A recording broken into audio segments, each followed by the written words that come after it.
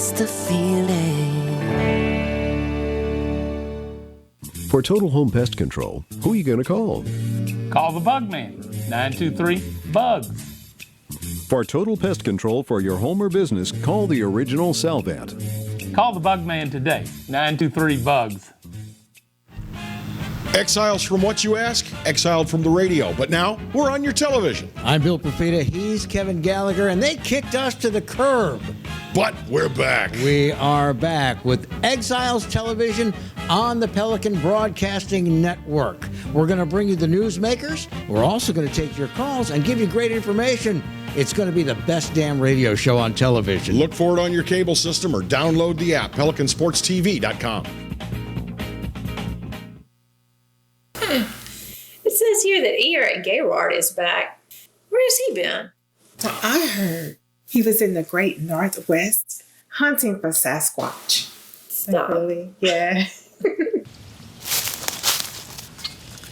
I've been looking for years. Maybe Sasquatch doesn't exist.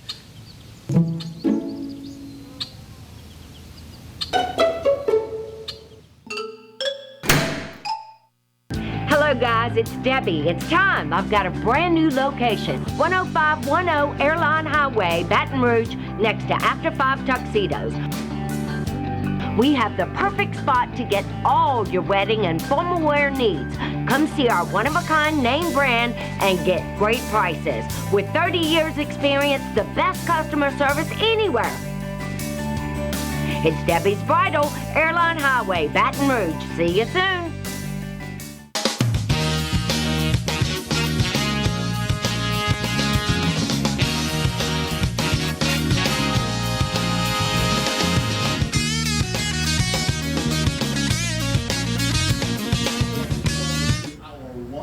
Monday edition of the Clarence Bug Show. As we like to say each and every Monday, right about this time of the day, here's hoping that your weekend was an absolutely fabulous one. If not, well, good Lord willing, you will still be here when the next one rolls our way, and you'll have the opportunity to try it all over again.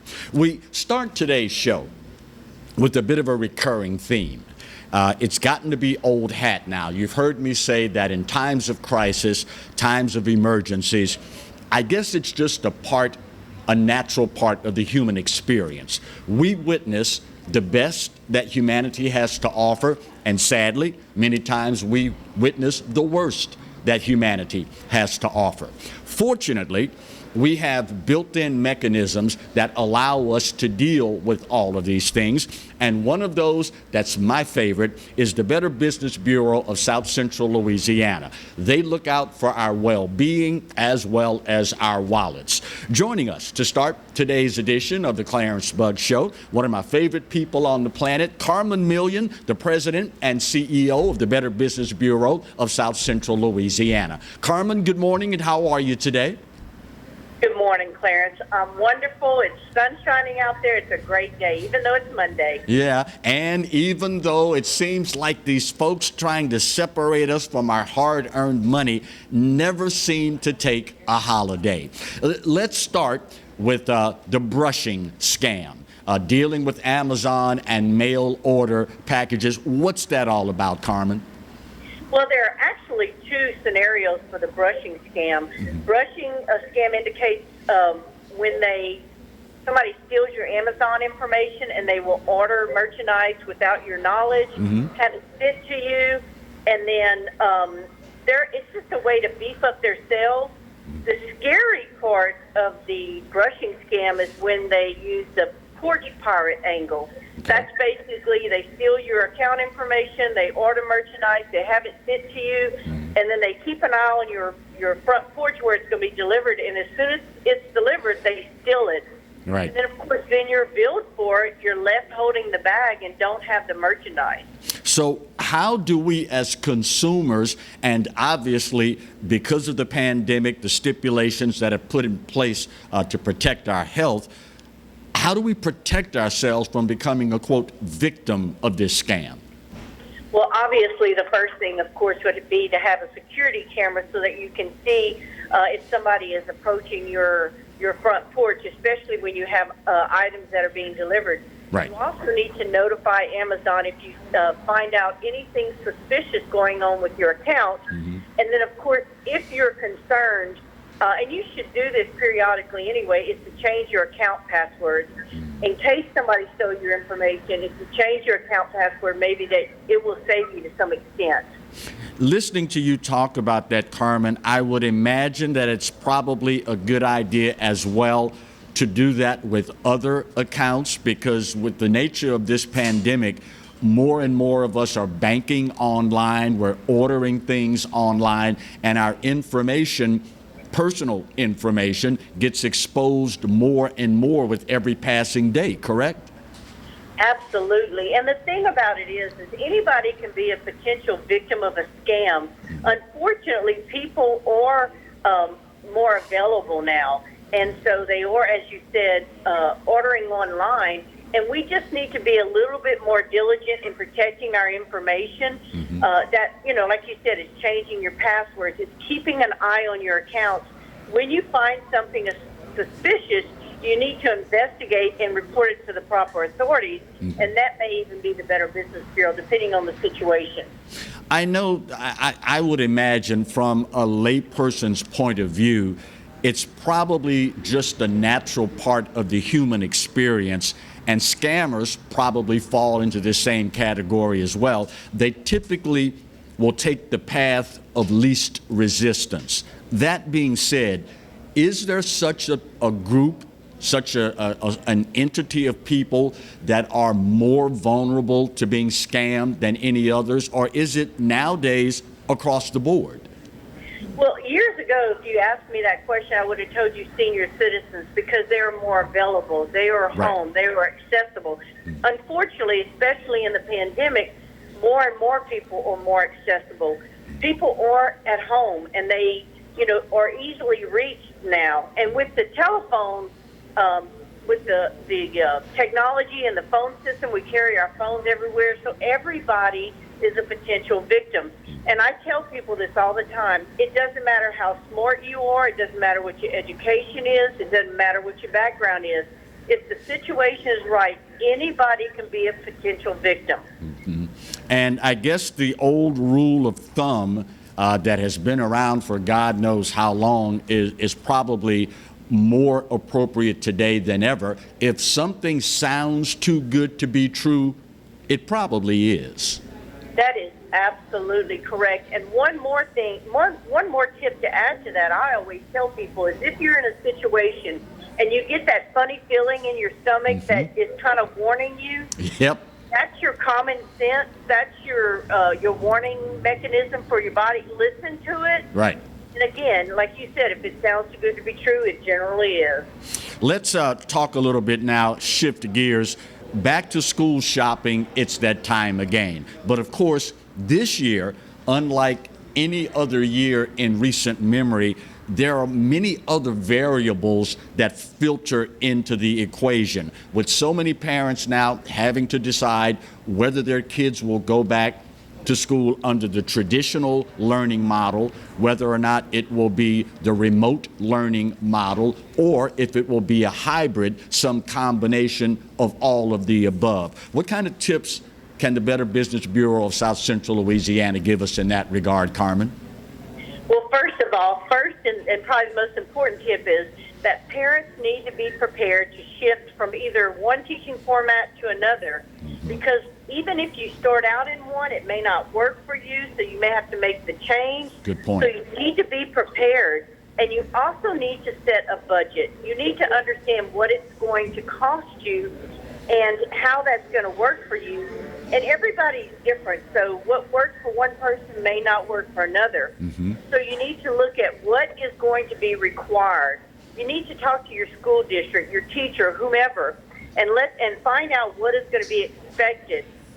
For instance, are you going to have to purchase a laptop? Is the school system going to purchase a laptop for you if that's needed? And if you have to make those large purchases, you need to start doing your homework. You need to investigate. You need to price check. You need to look at brands, warranties, customer reviews. You really need to do your homework if you're going to have to put out money. So I can only imagine that the Better Business Bureau of South Central Louisiana has a plethora of information that we can access to help us deal with the scams and the back-to-school shopping. How can we access that, Carmen? Absolutely. You can go to our website at bbb.org. There's a place you can research tips. You can check on a company if you'd like. You can look at reviews. And if you feel like you've been a victim of a scam, you can go to bbb.org/scam tracker to log a scam. Fantastic. Carmen Million, President and CEO of the Better Business Bureau of South Central Louisiana. Great information as always. Carmen, thank you so much for the time. But more important, thanks for watching out for our well-being and our wallets. We appreciate that sincerely. Thank you, Clarence. You have a great day. You do the same as well. All right, guys and girls, consider yourselves forewarned. It is, again, the times where we witness the best that humanity has to offer, and sadly, we end up witnessing the worst that humanity has to offer. With jobs being at a premium, every single dollar nowadays being at a premium, the last thing we want is for you to be separated from your hard-earned money. Now, that sentiment is fine, but at the end of the day, it is still incumbent upon you, the person who is the possessor of the money, to protect themselves from losing that money. If I had my way, and this is no earth-shaking revelation to anyone that's listened to me for any amount of time, over 40 years of broadcasting, you know that I am a constitutionalist, strictly constitutionalist. But I personally would certainly be in favor of there being additional penalties levied for individuals that take advantage of others during times of crisis. Yeah, we have laws in place to punish businesses when they engage in price gouging during things like hurricanes. Well, personally, for my benefit, from my point of view, this pandemic should be no different. Individuals that are preying upon other individuals strictly because they know we're at home, they know we're vulnerable, they know we have to resort now more to online banking, online shopping, the whole nine. For them to take advantage of individuals is disgusting at the very least. Now, all that being said, again, it all circles back to individual responsibility and accountability. There are folks out there, in case you don't know, waiting to take advantage of you at every single turn. And it's just the sad reality of the world that we now inhabit. You've got to protect yourself. Don't sit around waiting for the government or somebody else to do that job for you, because when all is said and done, it's your money and you deserve to keep it. We are dedicating the second hour of our show today to an absolutely awesome cause. It is a virtual day of giving, the Stand United campaign. I know that there are people all across South Louisiana, all across the United States of America, and for that matter, around the world, that are proud supporters of Southern University. And now more than ever, they need our help. This is an opportunity for us to step up and to stand up. And we'll be telling you more about it as we go throughout the course of the show today. But first, we need to get our first commercial break of hour one out of the way. We'll do that and come back and talk more with you, right where you've got it, on the Monday edition of the Clarence Bugg Show, here and only here on the Pelican. Stay close.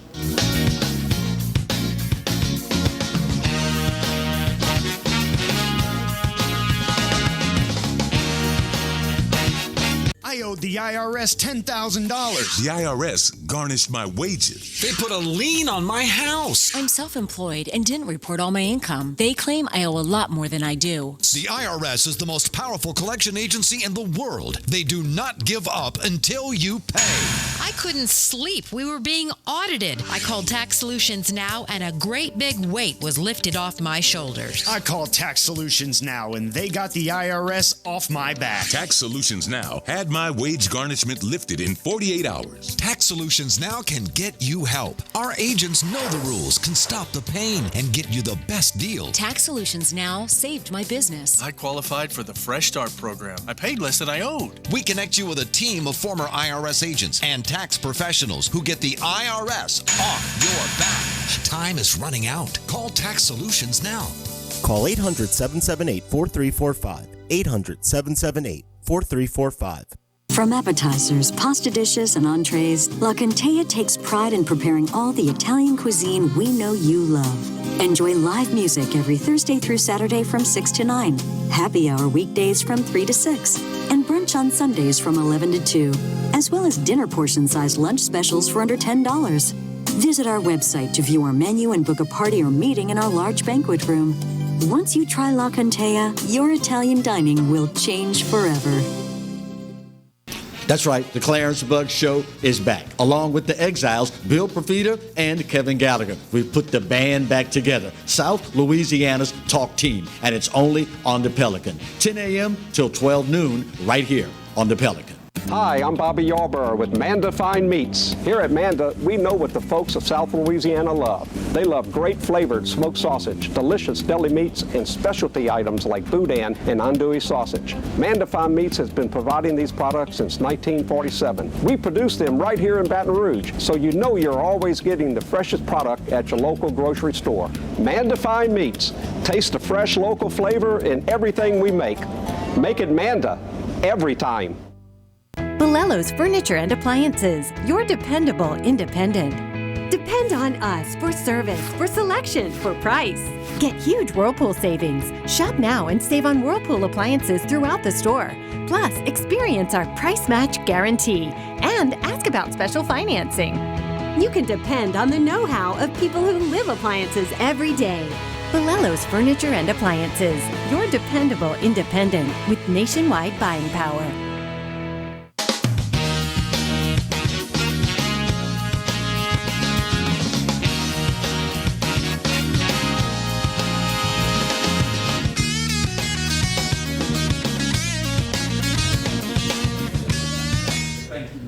This one, this camera over here. No, it's the one in the back. Live TV. You gotta love it.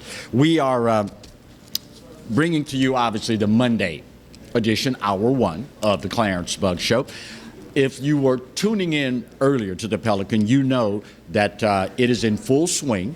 The Stand United campaign, the virtual day of giving, benefiting Southern University and athletics in particular. If you're like me, there are few things every year that you look forward to, like the start of your favorite sports season. For many of us here in South Louisiana, obviously, football is king. Southern University, however, on the other hand, has a long and storied history in baseball, basketball, and all the other sports as well. And it's times like these where the disappointment of not being able to look towards the fall really kicks in. And for a lot of us, I don't care how long you live here, you never quite get used to the fact of the heat and humidity in South Louisiana being what it is. But for most of us, having football at the end of that long, hot summer gets us through. Man, if I can just hang in there long enough with the heat and humidity, if the air conditioner doesn't break, then I know fall is right around the corner. It'll be football season. Everything will be okay. Well, prior to COVID-19, that was the SOP, standard operating procedure. It's a different day these days. And now more than ever, our favorite institutions need our help, and particularly those that are at a disadvantage to begin with, talking about our HBCUs, historically black colleges and universities. And we will give you the opportunity throughout the day to stand up, step up, and do your part. I was watching this weekend, Observation, and I'm sure many of you have noticed as well. Ratings for professional sports have tanked They are literally in the toilet. And you could very easily make the argument that it is due in large part to the social upheaval that is taking place across our country. Many people have become disenchanted with sports because of the social upheaval that has now intertwined itself with sports. Arguably, most of us view sports as a way of getting away from the politics of the day. If we want politics, then we'll go to CNN, we'll go to Fox, we'll go to One America Network, we'll go to Newsmax, we'll go to USA Today, wherever. But when it comes to getting away from that, divorcing ourselves, if you will, sports is our outlet. It pains me to watch the country that I love so dearly continue to struggle with what we're going through. As an individual who prides himself on being able to look objectively at all sides of any issue, it pains me to watch what is going on in our country. There is an obvious disconnect between two sides in this issue. There are proud Americans of all races, creeds, and colors, and there are those in the Black Lives Matter movement that are seeking to have their voices heard. I'm going to attempt to help the folks out with the Black Lives Matter movement today. There is something called proportion and context. Here's what I mean.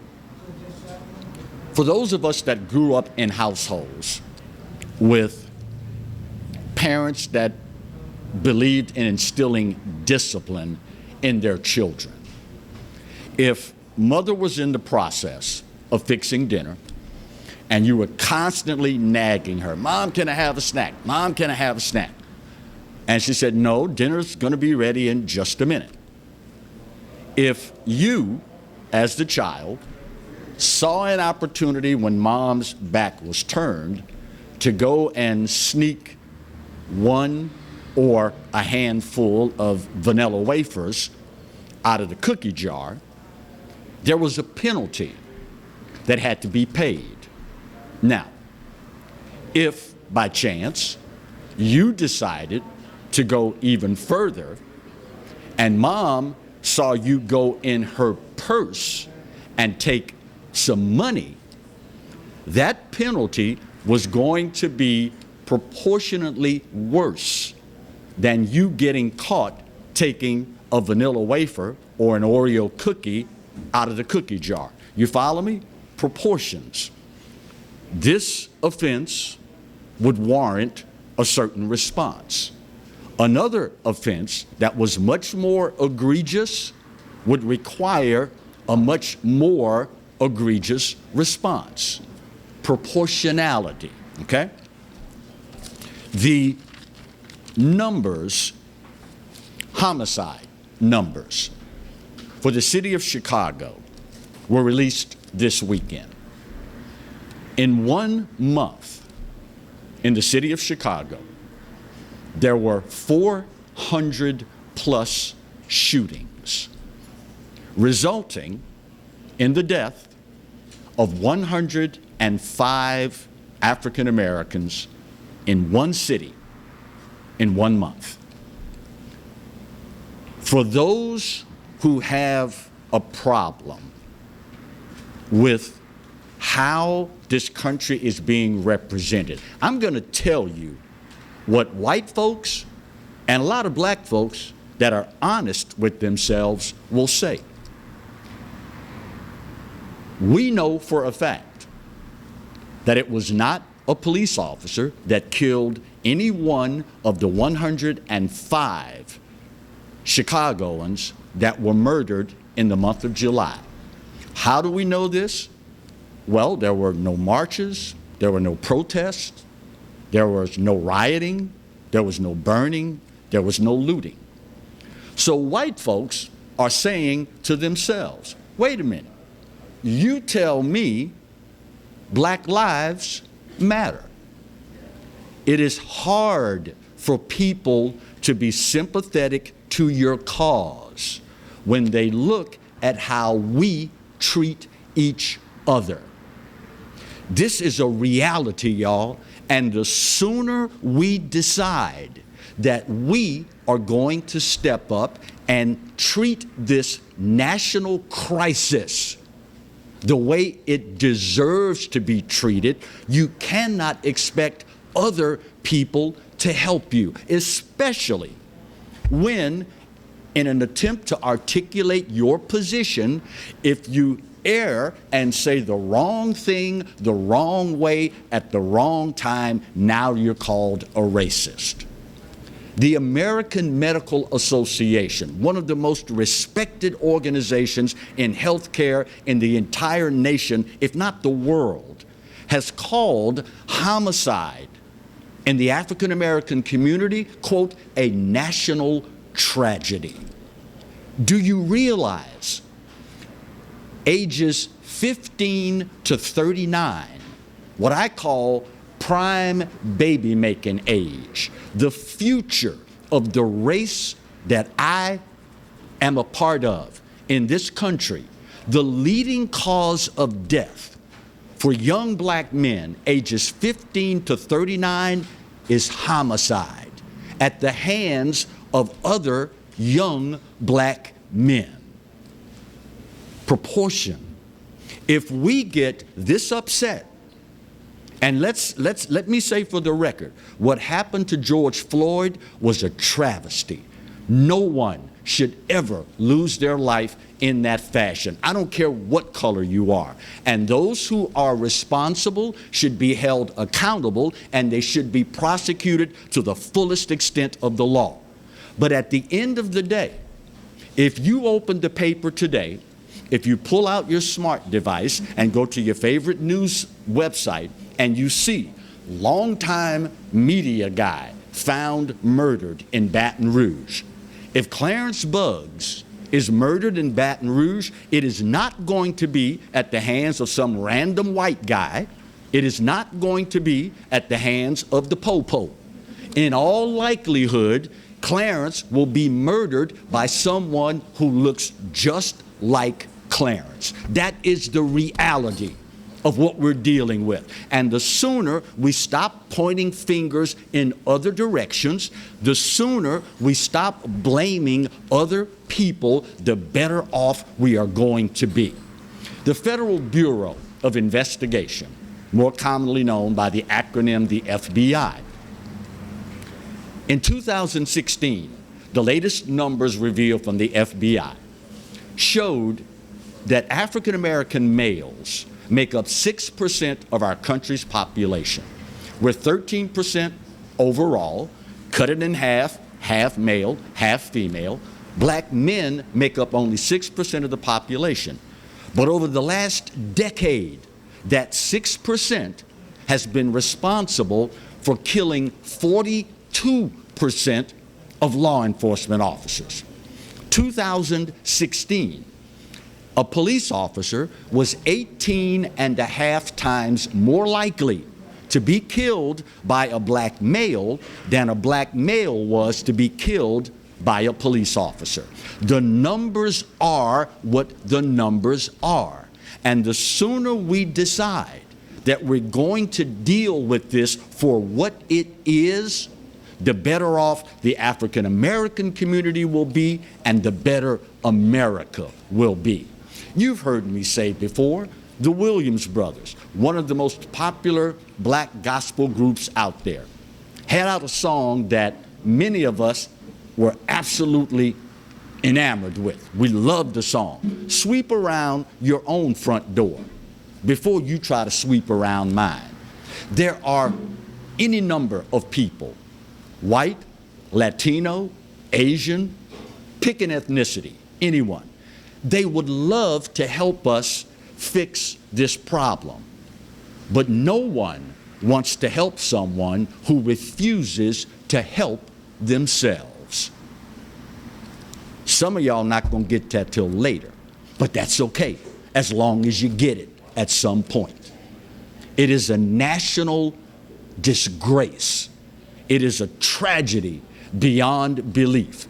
And pointing the finger of blame everywhere other than here is a miscarriage any way you look at it.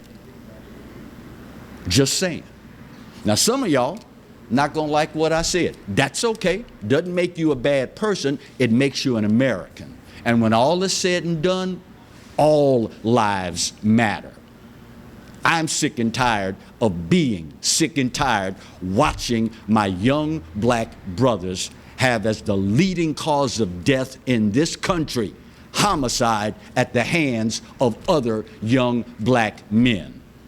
Some of y'all don't know the reality, but you will never watch this show and walk away and say, Clarence, you knew it, but you didn't tell me. If you watch here, you will know. The only question then is, what are you going to do with that knowledge? Bottom of the hour break. Gotta bang it out. Keep it where you've got it. On the Monday edition of the Clarence Bug Show, here and only here on the Pelican. Stay close.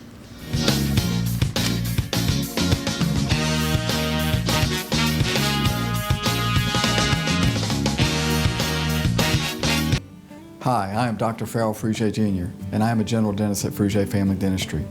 I was born and raised in Baton Rouge, Louisiana. I went to Catholic High School, LSU, and LSU School of Dentistry in New Orleans, where I received my DDS degree in 1986. I always have and will continue to be committed to continuing my education, to invest in technology which makes the diagnosis and delivery of dentistry more thorough, more comfortable, and more aesthetically pleasing. In our practice, we are here to serve the patients. We want to improve their quality of life and to develop relationships with our patients. In dentistry, we have a chance to impact lives on a daily basis, not just by doing dentistry, but by getting to know them and being a part of their life. We also believe in giving back to our community. So every year, we give back to the Greater Baton Rouge Food Bank, Toys for Tots, and Mary Bird Perkins Cancer Center. Please stop by and visit our office. We would love to take care of you and your family. Jaguar Nation, we need your help in masking up Louisiana. Masking up will slow the spread of COVID-19. During this time, we must continue to wear a mask. Wash your hands and practice social distancing. It's important that we continue to abide by the CDC's guidelines to stop the spread. Jaguar Nation, we challenge you to mask up.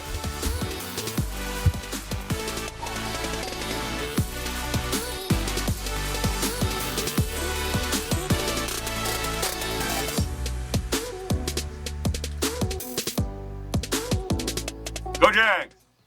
Hello guys, it's Debbie. It's time. I've got a brand new location. 10510 Airline Highway, Baton Rouge, next to After 5 Tuxedos. We have the perfect spot to get all your wedding and formal wear needs. Come see our one-of-a-kind name brand and get great prices. With 30 years experience, the best customer service anywhere. It's Debbie's Bridal, Airline Highway, Baton Rouge. See you soon. For total home pest control, who are you going to call? Call the Bug Man, 923-BUGS. For total pest control for your home or business, call the original Salvat. Call the Bug Man today, 923-BUGS. They said I could find you here. Why are you fishing? Our company's got to ship out 2 full color brochures and 20 color copies. You're killing me. It's done. Designed, printed, packaged, and shipped. How? You just got to know the right people. Baker Printing, the printing people. How come you get to fish in this private lake? Like I said, you just got to know the right people. You can know the right people too.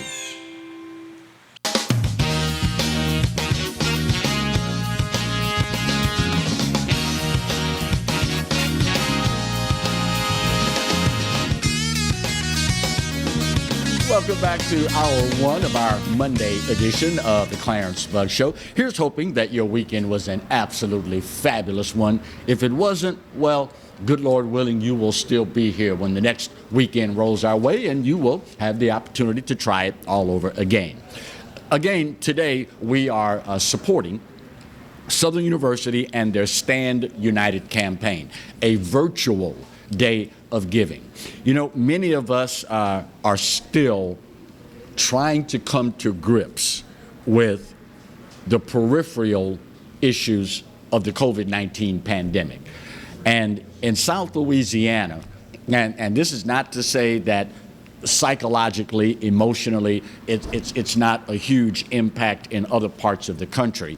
But as the late, great Marino Chasm was fond of saying, in the South, football is a religion, and Saturday is the holy day of obligation. Unfortunately, it's not going to happen this fall, at least if you are a fan of SWAC football and HBCU football in general. As a matter of fact, some of the smaller conferences within the ranks of HBCUs may not have it at all. When you're talking about conferences like the SIAC, the Southern Intercollegiate Athletic Association, you talk about the CIAA, the Central Intercollegiate Athletic Association, they are much smaller in scope, in reach, and financial impact than conferences like the MEAC, the Mid-Eastern Athletic Conference, and of course our very own SWAC, the Southwestern Athletic Conference. These conferences don't have the resources and as a result don't have the dollars like an SEC, the Pac-12, folks like that. We just don't have that. And it's a reality of the day. It has been that way for a while, will probably be that way forever. Now, all that being said, this is an opportunity for us to step up and do our part. You know, it's a part of the human experience that when things are going great, everything's fine, all we have to think about is tailgating and sitting in our favorite section and swaying to the band and, you know, cheering with the cheerleaders. Everything's fine. Everything's great. No big deal. But when all of a sudden it all comes crashing down, like other parts of the human experience, we are then forced to come to the reality of what really, truly matters. At the end of the day, I heard a dear friend of mine who's in media this weekend on his talk show, and Reggie Flood wouldn't mind if I mentioned his name with the Jaguar Journal, and they were talking about how, man, the conferences that are going to play, they're in danger of endangering the lives of their athletes, and it's only because of money. Well, I will leave to you to decide the merit of that argument. But I will also make this counter argument. If we, as lovers and supporters of our favorite institutions, and in this particular case, obviously we're talking about Southern University, had we supported them the way we should over the time span prior to COVID-19, the impact would not be nearly as significant as it is now. Think about it. Many of us, since inhabiting the campus of Southern University, and actually I should say campuses because it is a university system, many of us have not set foot back on campus since we got that sheepskin. Many of us have not sent $1 back to the university since getting our education there. Many of us, the only time we spend money is if our favorite team is playing, whether it's football season, basketball season, baseball, softball, tennis, bowling, golf, whatever. And yes, Southern University has a great bowling program. You know, I know that because I'm an avid bowler, right? But my point is this.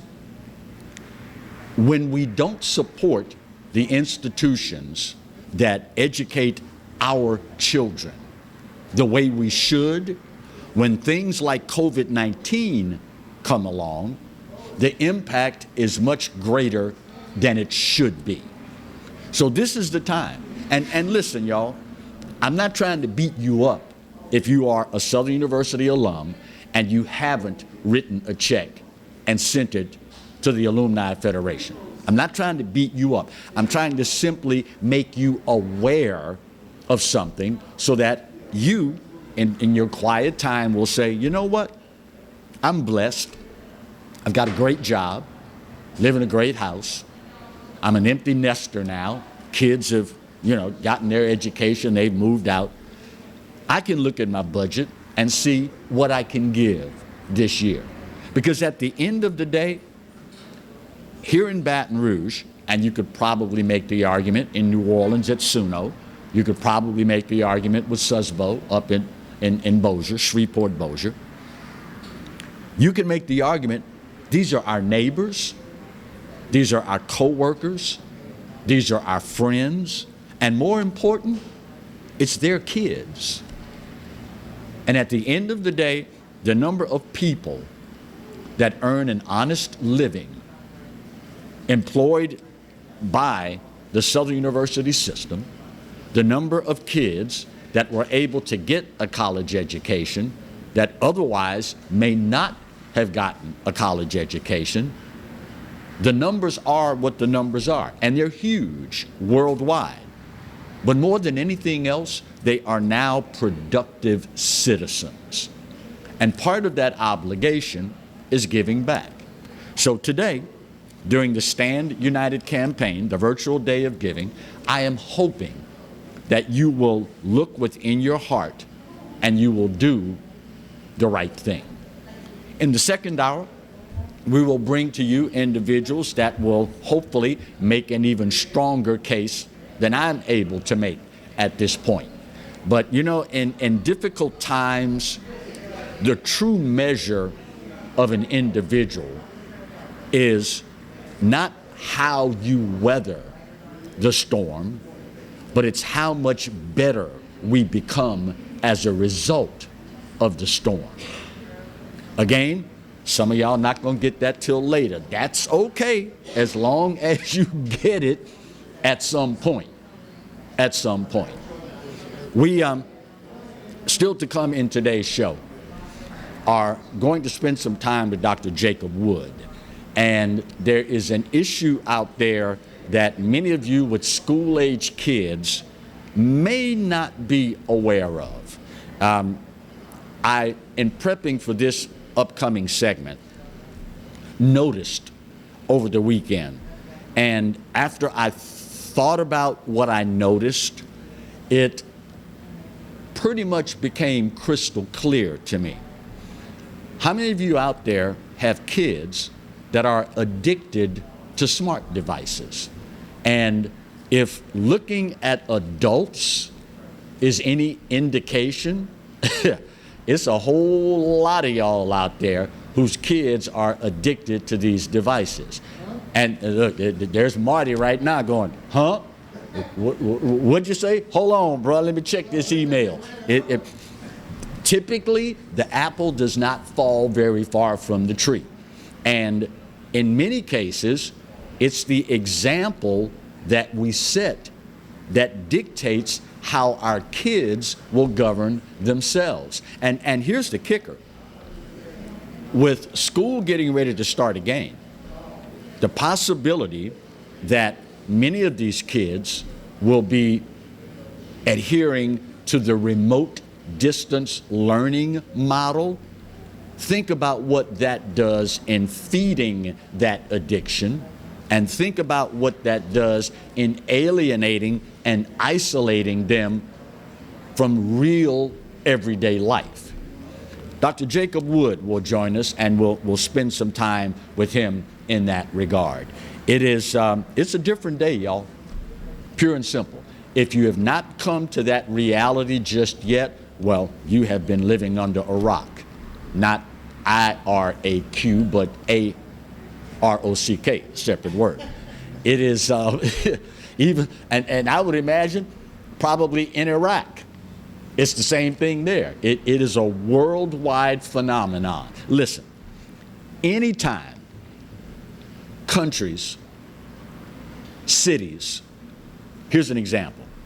In London, they are considering now, and they've started this, on the sidewalk, they are now putting red lights into the sidewalk, facing up, covered with plexiglass. Why? Because so many people there are walking around, looking down at their cell phones, that they don't realize I'm about to step into traffic. So instead of asking people, and apparently they won't, to govern themselves accordingly, get out of the phone, pay attention to what's going on around you, someone came up with the idea, well, wait, if we put the red light in the sidewalk pointing up, as you're looking at your phone and walking, you'll see the red light and go, oh, I'm about to step into traffic. Let me back up. You can't make this stuff up, y'all, but that's what we've become. It truly is a different day. And if you don't know it yet, God willing, just keep breathing. You'll figure it out before long. Final break of hour one, excluding the top of the hour break. We'll bang this one out, and we will soldier on with the Monday edition of the Clarence Buggs Show, right here where you've got it. Here and only here on the Pelican. Stay close.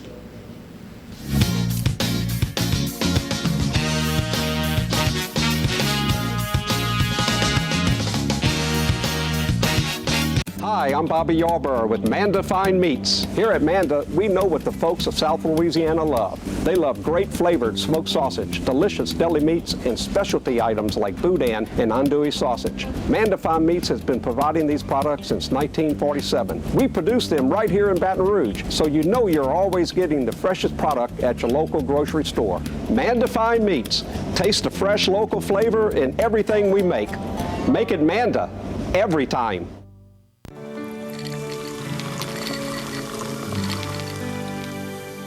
No one can stop me when I taste the feeling.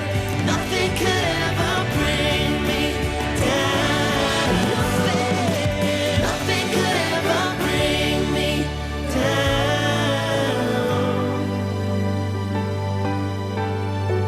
Taste the feeling. Exiles from what, you ask? Exiled from the radio, but now we're on your television. I'm Bill Profita, he's Kevin Gallagher, and they kicked us to the curb. But we're back. We are back with Exiles Television on the Pelican Broadcasting Network. We're going to bring you the newsmakers. We're also going to take your calls and give you great information. It's going to be the best damn radio show on television. Look for it on your cable system or download the app, PelicanSportsTV.com. From appetizers, pasta dishes, and entrees, La Contea takes pride in preparing all the Italian cuisine we know you love. Enjoy live music every Thursday through Saturday from 6 to 9, happy hour weekdays from 3 to 6, and brunch on Sundays from 11 to 2, as well as dinner portion-sized lunch specials for under $10. Visit our website to view our menu and book a party or meeting in our large banquet room. Once you try La Contea, your Italian dining will change forever. Live and play on the fairway at Greystone Golf and Country Club, a serene, challenging golf destination located in Denham Springs. For tee times and membership opportunities, go to GreystoneCountryClub.com.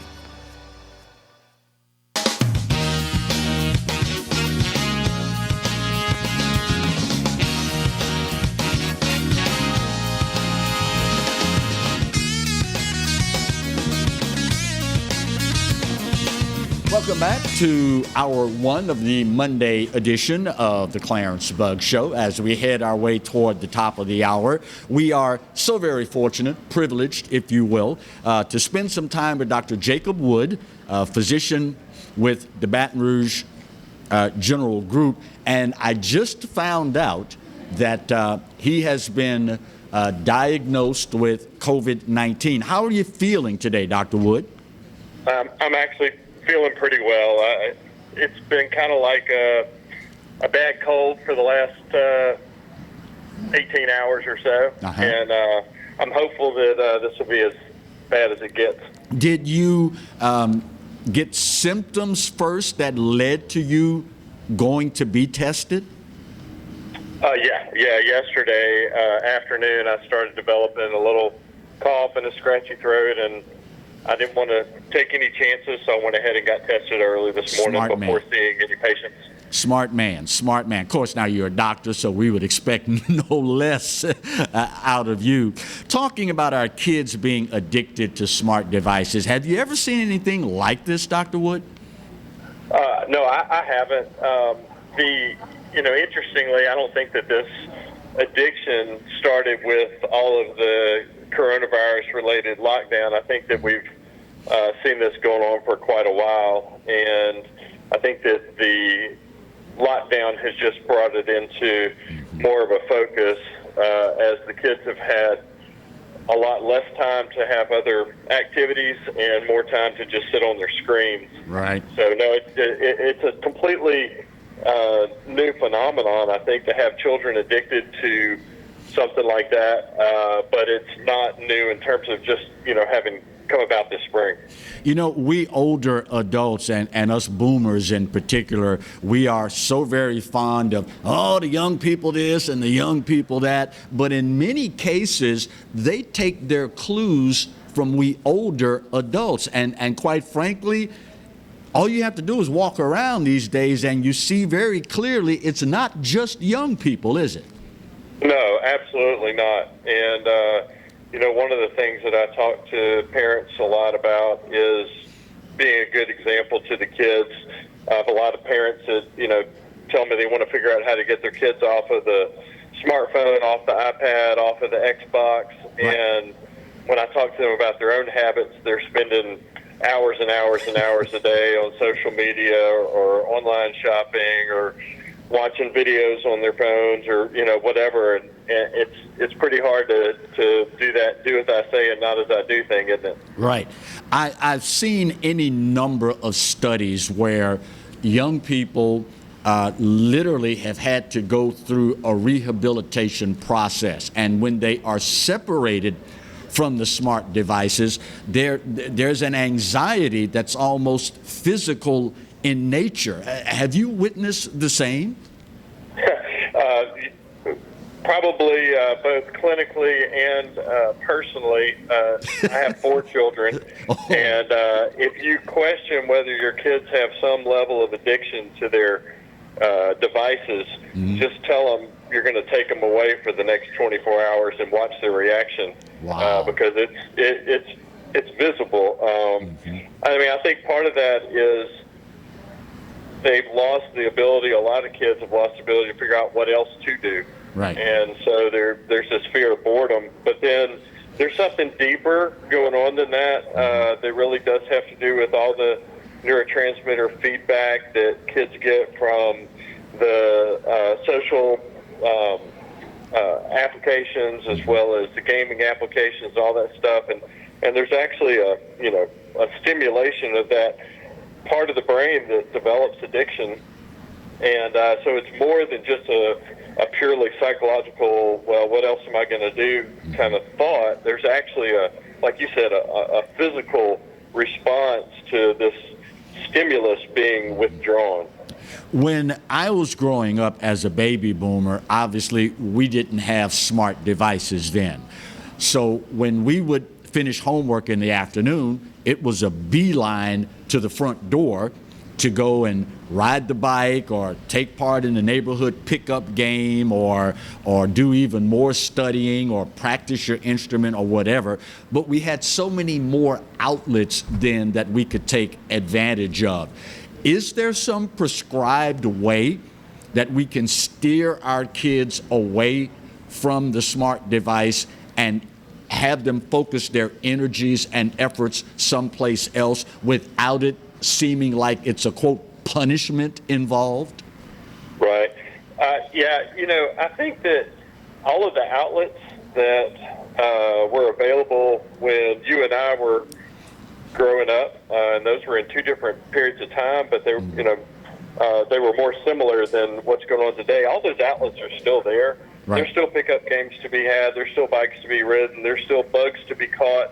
But boredom is really the thing that is going to drive creativity in kids. And when a kid doesn't have something that's going to passively engage him or her, they're going to go out and find a way to get engaged with something. And we are removing that opportunity for them to pursue these other things by giving them something that's so easy and so passive. So, you know, I think the method here, and I try to practice this as well as I preach it, but I'm sure I preach it much better than I practice it. Right. The method here is to limit the amount of time that they get this passive entertainment from these devices, and then that will drive their desire to find something to do. I mean, you're going to hear them say, "I'm bored, I'm bored, I'm bored." And we did too somewhere, our kids, and when we were kids, and my parents would say, "Look, go catch a bug, do something to get out of the house." And we did. We went and figured out something to do. And so boredom drives creativity. That's just a matter of fact. And as long as we continually spare our kids from boredom by putting them in front of a screen, they're never going to be creative. And they're certainly never going to be self-sufficiently creative, where they're finding their own things to do and to create and to learn and all those things that we want them to do.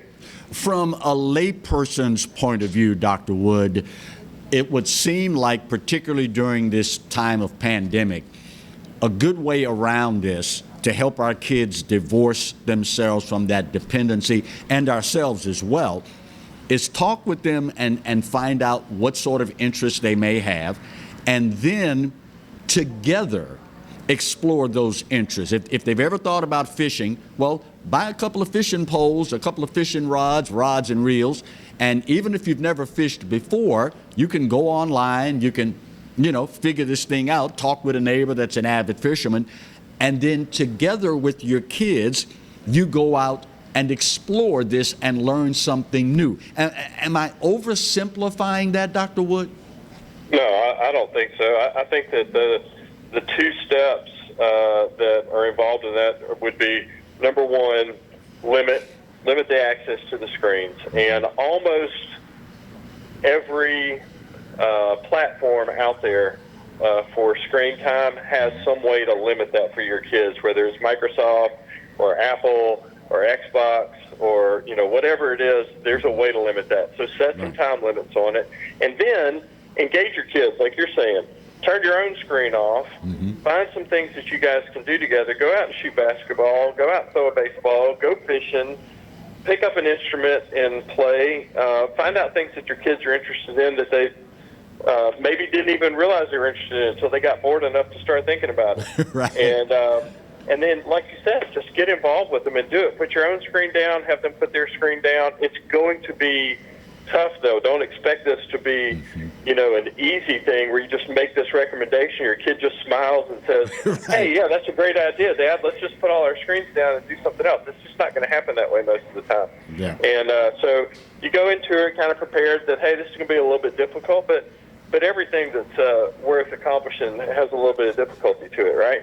Yes, sir. Dr. Jacob Wood, thank you so much for the time, and more important, here's hoping nothing but the best for you, sir, as you have your own battle to take care of. We appreciate it sincerely, Dr. Wood. All right, bud. All right. Have take a good care. day. Wow. Now, there's a trooper. Just diagnosed with COVID-19. He is isolating himself from his family, but he still gave us a little time to help us deal with our kids and our families.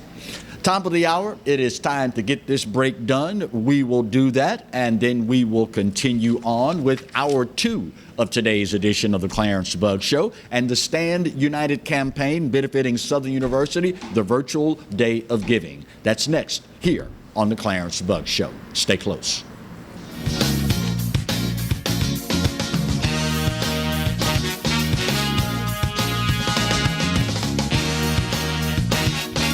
Hello guys, it's Debbie. It's time. I've got a brand new location. 10510 Airline Highway, Baton Rouge, next to After 5 Tuxedos. We have the perfect spot to get all your wedding and formal wear needs. Come see our one-of-a-kind name brand and get great prices. With 30 years experience, the best customer service anywhere. It's Debbie's Bridal, Airline Highway, Baton Rouge. See you soon.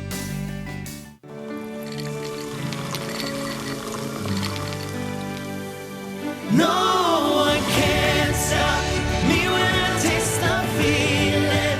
Nothing could ever bring me down.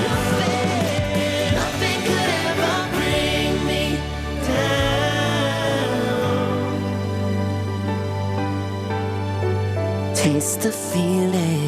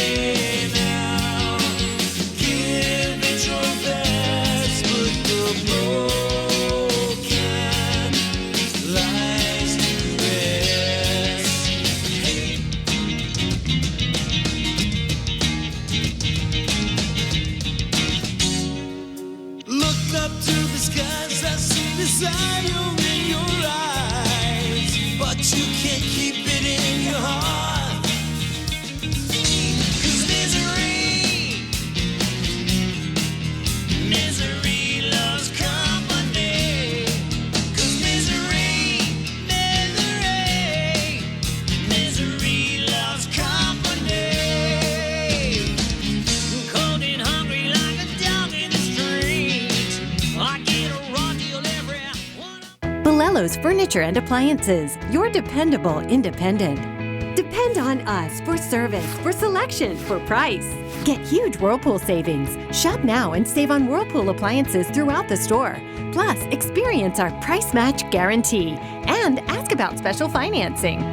You can depend on the know-how of people who live appliances every day.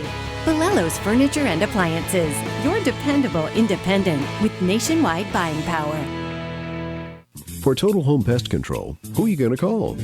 Call the Bug Man, 923-BUGS. For total pest control for your home or business, call the original Salvat. Call the Bug Man today, 923-BUGS.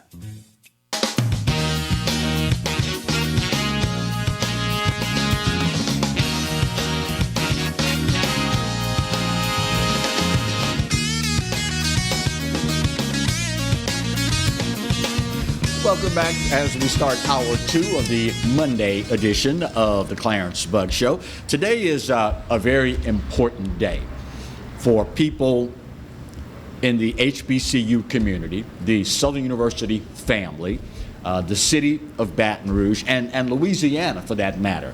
Because again, we are talking about the Southern University system. We have campuses all over the place. There's SUSBO, Southern University, Shreveport, Bossier, white people, for those of y'all that didn't know what SUSBO was. I'm just kidding with y'all, just kidding. There's SUNO, Southern University, New Orleans. White people are like, I always heard those acronyms, but I never knew what it stood for. Well, now you know. See, this is why you have to watch the Clarence Bug Show. I keep you informed of all of this kind of stuff. Joining us to start hour 2, as we support the Stand United campaign, the virtual day of giving, is Taylor Stewart, the Assistant Director for Marketing and Development and the head cheerleading coach. Now, before you get nervous, I have this relationship. White people and I, we do this all the time. I could feel you like, did you just say white people? SUSBO? I have to explain it. We got that relationship. We got this. Okay, gotcha. Okay, all right. So, how has COVID-19 impacted your job? Well, first of all, we had to have cheerleading tryouts online. Online. So they were completely virtual. So our student athletes had to prepare videos with very, very specific instructions on what they had to do. In light of COVID, we had to have Zoom interviews. On top of that, so cheer-wise, it was pretty interesting to kind of make the entire process virtual. And normally we have a 3-day in-person process. Right. So it's kind of crazy and weird to select the team online, but we got a really great group of kids that way. So I'm trying to envision this in my mind, understanding that for most of us lay people that aren't cheerleading coaches, we think pom-poms, we think the line, we think 2-3 lines, but then we start thinking about, okay, building pyramids and tossing people and catching. How do you do all this online, or is that something you just have to kind of figure out as you go? Well, you take you ask them to send in old videos. Most of the time, cheerleaders will send you videos, and they'll already take them when they're at practices or competitions or games. So we allowed them to send in old footage so we could have an idea of what they could potentially do. We got height and weight information so that we could possibly see, okay, these people are 5'2", these people are 5'6", and how that could connect with us. Right. So looking for individuals to become part of, obviously we are dealing with something that's unprecedented now. So far we've had to push the start of the season back to the spring. So that means that we still don't know how many folks are going to be able to be in attendance in the stands, because we don't know how long and how far the whole social distancing thing is going to go. But when it comes to supporting the team, now more than ever, cheerleaders become a more important part of the whole football, basketball, the whole scenario. So now it's more important than ever that people give money to help the university, because it's going to be a struggle, correct? Correct. And the thing is that we're a sport, we're a competitive sport, so we also compete. So at this time that we're talking about in the spring, we're talking about possibly cheering a football game and 2 basketball games in a weekend, all while trying to prepare to go to nationals in April. And those things cost money. So we have a 30-person team.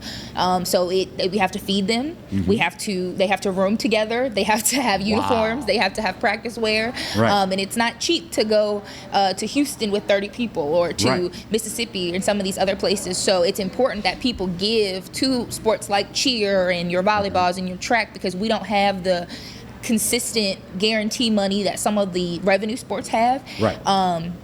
And because of COVID, we can't really have recruiting clinics. We can't bring 100 volleyball players or 100 cheerleaders on campus right now. Even though we're all kind of talking about what can we do virtually. But it's kind of overwhelming for those kids who have finished school in March and they had to go online really quick till May, and now they're probably starting virtual. So it can be overwhelming to say, hey, let's do a Zoom clinic, even though you've been in Zoom for 8 hours all day. So it's kind of trying to find that balance for those kids at home to still make them interested in our program. I had 4 freshmen who actually are coming here who had never been to Southern. Their first time coming to Southern was Friday.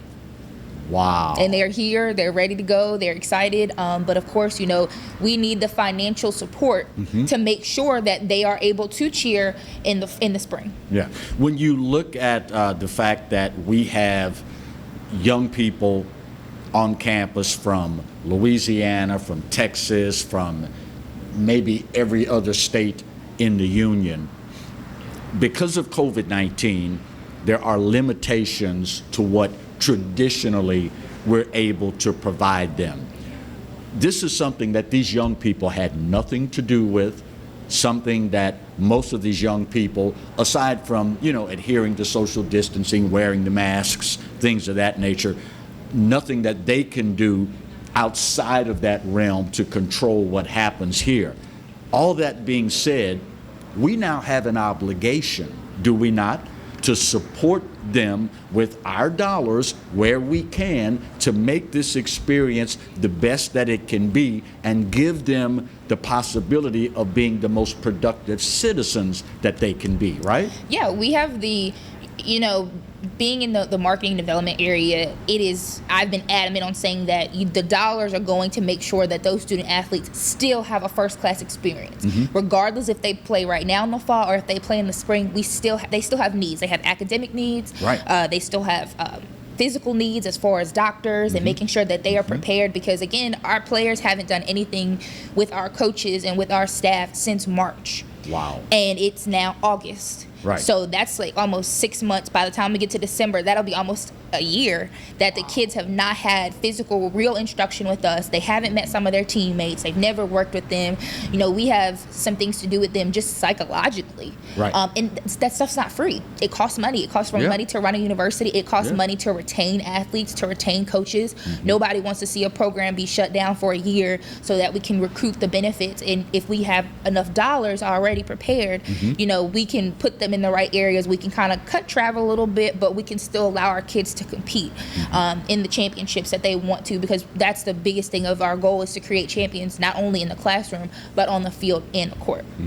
I am a big believer, Taylor, in perception, and it's my opinion that it is how you choose to look at certain things that will determine how successful you will be in whatever that endeavor happens to be. That being said, I am also of the opinion that had we supported Southern University the way we should have, as it being our institution prior to COVID-19, we could have mitigated the impact somewhat. Now, that's not to beat people up that have not supported Southern the way they should have and could have over the years.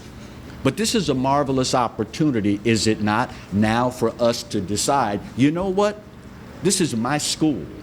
These are my kids that will be going there. These are my neighbors' kids, my co-workers' kids, my co-workers that earn an honest day's wage at Southern University. This is a marvelous time now for us to rededicate ourselves to this university and do right by our kids all at the same time, correct? Correct. And you know, in light of all the things that have happened in the last few months in the middle of this pandemic, it's important that we give. And I know some alums tend to leave. Some alums can leave their institution and not feel the same school pride that others do. Right. But in that event, you know, I'm a firm believer in find what you're supposed to give to, and find that avenue that you want to give to and that person you trust, and give to them. Don't be mad because you didn't like a president or you didn't like an AD or you didn't like a coach. It's not about that. It's about the kids. Right. Because you not liking someone can be the difference between us getting a $50 donation and a $100 donation or a $100,000 donation. And it's about what you say in the public. I mean, people always say, you know, it's been a lot in the news about, oh, well, this school got this much money and this school got this much money. Why are they giving to them? Because they're just talking to the right people. But charity starts at home. Correct. So if that means that I need to give to my alma mater, even if it's, I went to Grambling, so even if it's $19.01 a month, that's what I'm going to do. My $19.01 might help somebody get to a book. Your $19.01 might help somebody get to this. And that's what it's about. It's about giving, and in my opinion, it's about giving without wanting something in return. Yeah. It's about giving to make sure the next group gets it even better, and then so on and so on, and create this pattern of giving and this pattern of philanthropy that our kids take on, our grandkids take on, and we just keeps continuing on from there. I knew I liked you for some reason. I went to Southern, marched in the Human Jukebox, but I also hosted Eddie Robinson's television show for Grambling 12 of the last 13 years that he coached. And Coach Rob used to say something, and you made me think of it just now. Once he told me, he said, Clarence, black people have done so much with so little for so long that now they can do just about anything with nothing. Now, I will leave to you all at home to decide the truth in that statement. But the fact of the matter is, the good folks at Southern, and more important, the kids there, should not have to do with nothing. We should be better than that. And at the end of the day, quite frankly, we owe them better than that. Taylor Stewart, Assistant Director for Marketing and Development and Head Cheerleading Coach. You did yourself proud. Thank you, Taylor. Thank you. First break of hour 2. We'll bang this out, get her done, and come back and continue on with the Monday edition of the Clarence Bugg Show, here and only here on the Pelican. Stay close.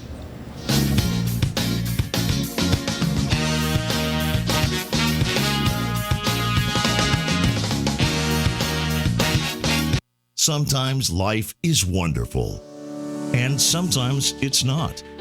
Cherish the good, but always be prepared for life's challenges.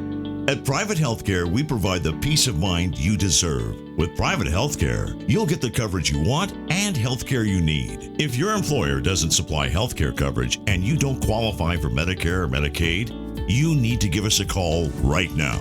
Private Healthcare is private health insurance for ages 65 and under with medical, dental, vision, and even prescription coverage. When life comes at you unexpectedly, you need to be ready. And health insurance is your financial safety net. Health insurance has never been so easy and affordable. If you're looking for health coverage at the best price and your annual household income is $35,000 or more, call the number on the screen now and speak with a live healthcare consultant. Don't wait. Get the coverage you need now. I'll leave for a little while. And all you other letters think you can take over my town. Look at you. None is just even a vowel. If the people want the money they deserve for their accident, the E-guarantee. And as for you other letters, it's time you were erased. That's right, the Clarence Bug Show is back, along with the Exiles, Bill Profita and Kevin Gallagher. We've put the band back together, South Louisiana's talk team, and it's only on the Pelican. 10 a.m. till 12 noon, right here on the Pelican. From appetizers, pasta dishes, and entrees, La Contea takes pride in preparing all the Italian cuisine we know you love. Enjoy live music every Thursday through Saturday from 6 to 9, happy hour weekdays from 3 to 6, and brunch on Sundays from 11 to 2, as well as dinner portion-sized lunch specials for under $10. Visit our website to view our menu and book a party or meeting in our large banquet room. Once you try La Contea, your Italian dining will change forever.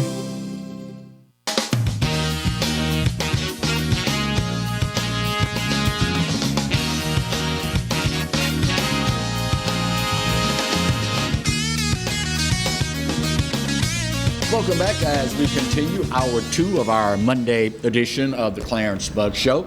It is a pleasure to assist Southern University in the second hour of our show today with their Stand United campaign, the virtual Day of Giving. I can't speak for everyone affiliated with this campaign, but I would imagine they would agree with me in asking you, and having been in media for 40 years now, I've had the opportunity to ask people to give to any number of causes, whether it is Alzheimer's services of the Capital Region, whether it's breast cancer awareness, whether it's the Stand United campaign. I always tell individuals, we never ask that you give until it hurts. All we ask is that you give.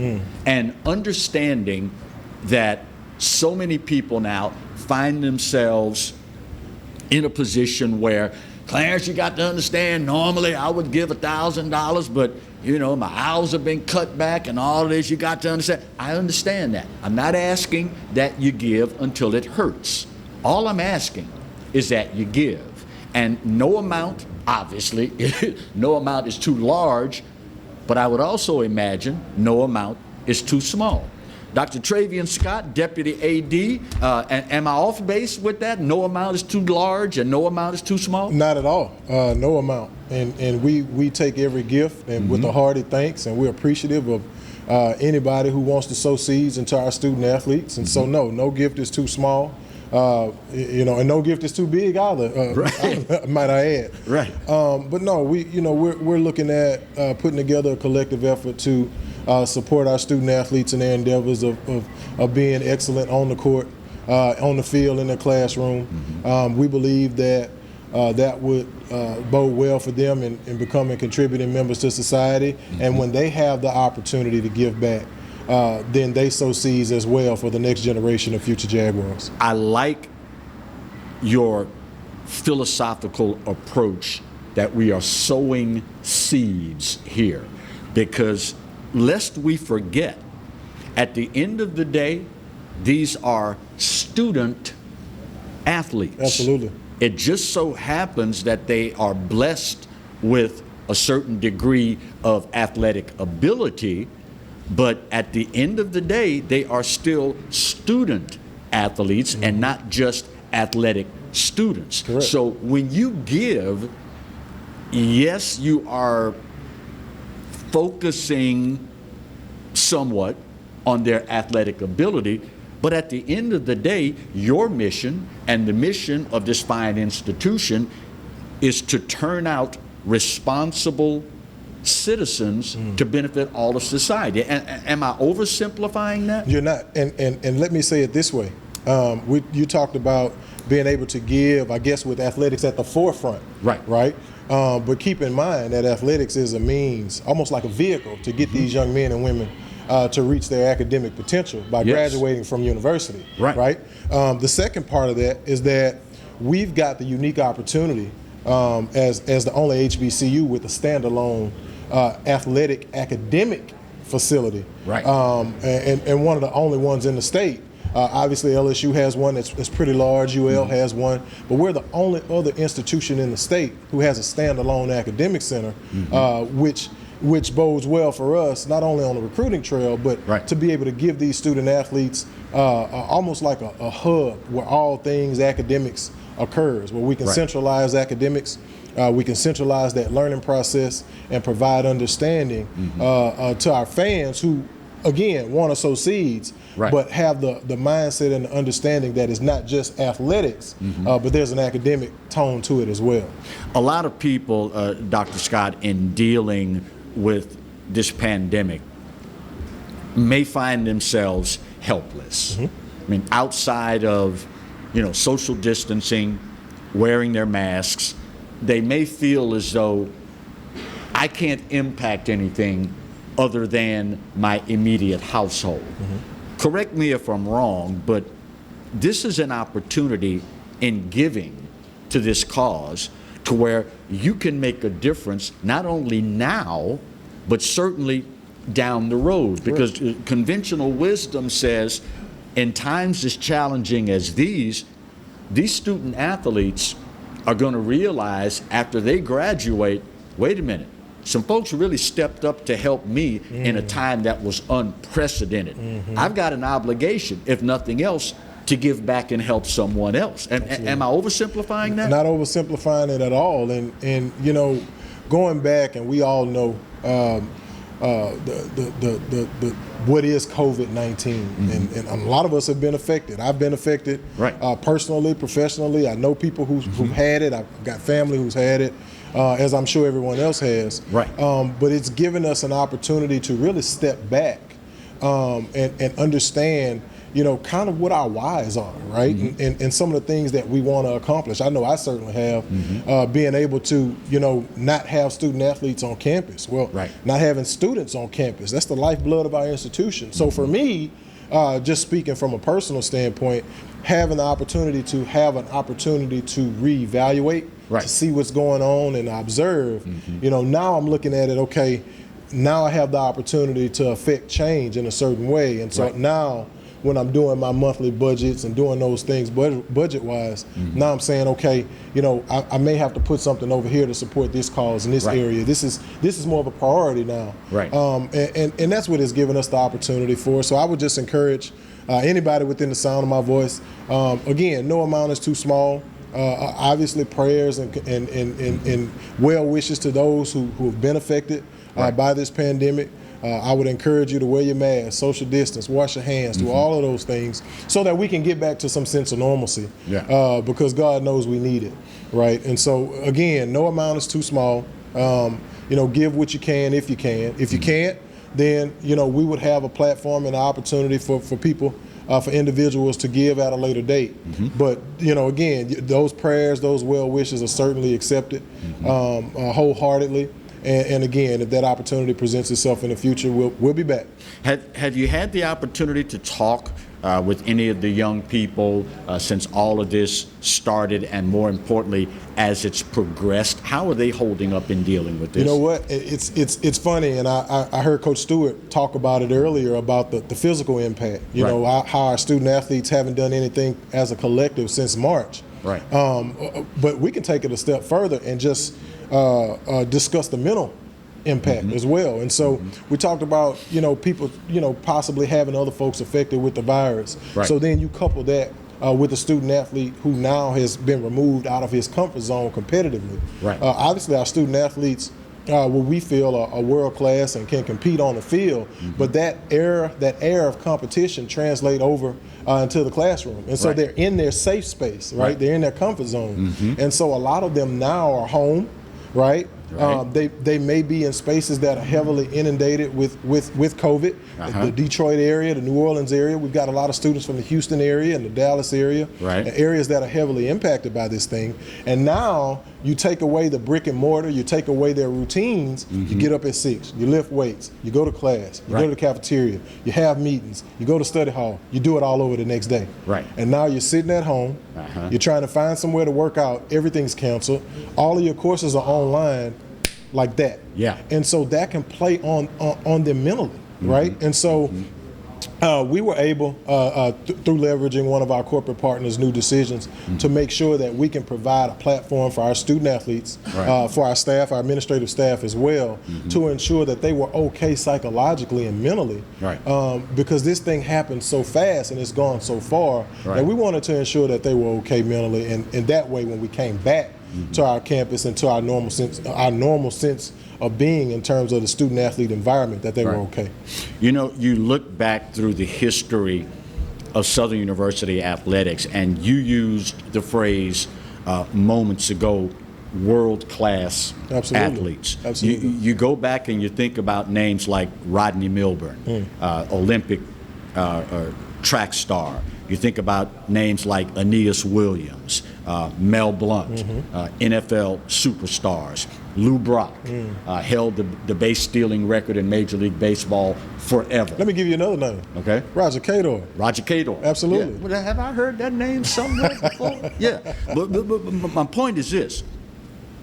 You never know what gem is right in our midst until they get the opportunity to take that lump of coal, put enough pressure on it, and then it becomes a diamond. Absolutely. Without folks supporting us financially, just think of how many lumps of coal out there may never become that diamond, only because we didn't step up, stand up, and answer the call.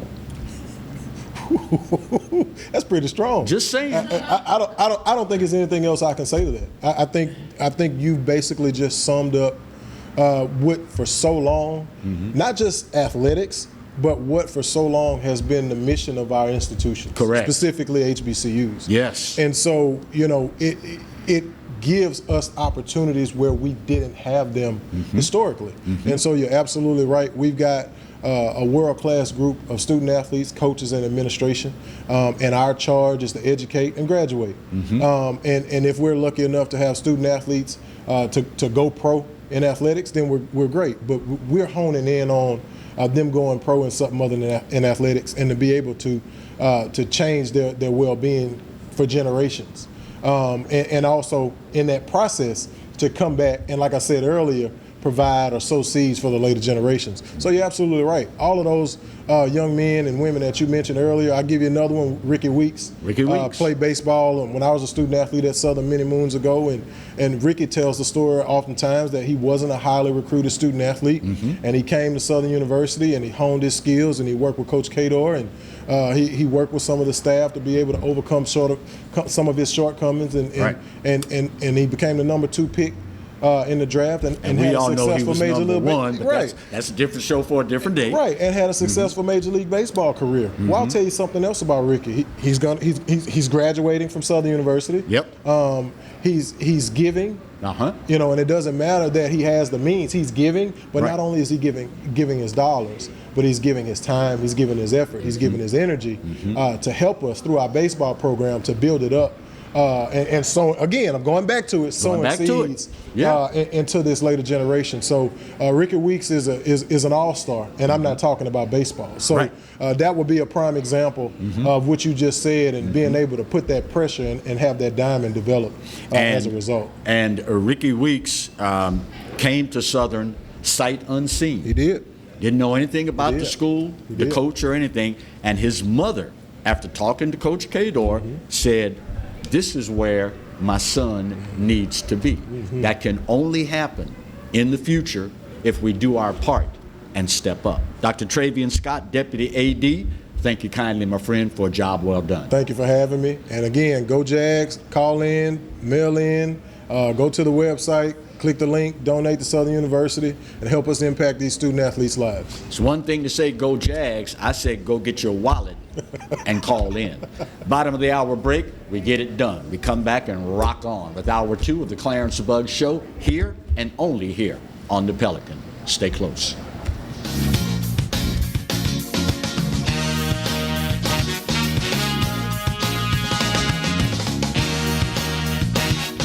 For Total Home Pest Control, who are you going to call? Call the Bug Man, 923-BUGS. For total pest control for your home or business, call the original Salvat. Call the Bug Man today, 923-BUGS.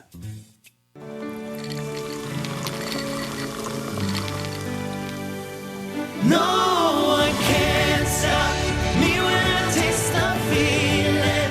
Nothing could ever bring me down. Nothing could ever bring me down.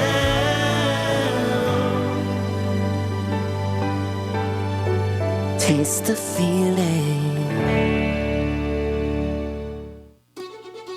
Live and play on the fairway at Greystone Golf and Country Club, a serene, challenging golf destination located in Denham Springs. For tee times and membership opportunities, go to greystonecountryclub.com. Bolello's Furniture and Appliances, your dependable independent. Depend on us for service, for selection, for price. Get huge Whirlpool savings. Shop now and save on Whirlpool appliances throughout the store. Plus, experience our price match guarantee and ask about special financing. You can depend on the know-how of people who live appliances every day. Bolello's Furniture and Appliances, your dependable independent with nationwide buying power. Exiles from what you ask? Exiled from the radio. But now we're on your television. I'm Bill Profita. He's Kevin Gallagher, and they kicked us to the curb. But we're back. We are back with Exiles Television on the Pelican Broadcasting Network. We're going to bring you the newsmakers. We're also going to take your calls and give you great information. It's going to be the best damn radio show on television. Look for it on your cable system or download the app, PelicanSportsTV.com. They said I could find you here. Why are you fishing? Our company's got to ship out 2 full color brochures and 20 color copies. You're killing me. It's done. Designed, printed, packaged, and shipped. How? You just got to know the right people. Baker Printing, the printing people. How come you get to fish in this private lake? Like I said, you just got to know the right people. You can know the right people too.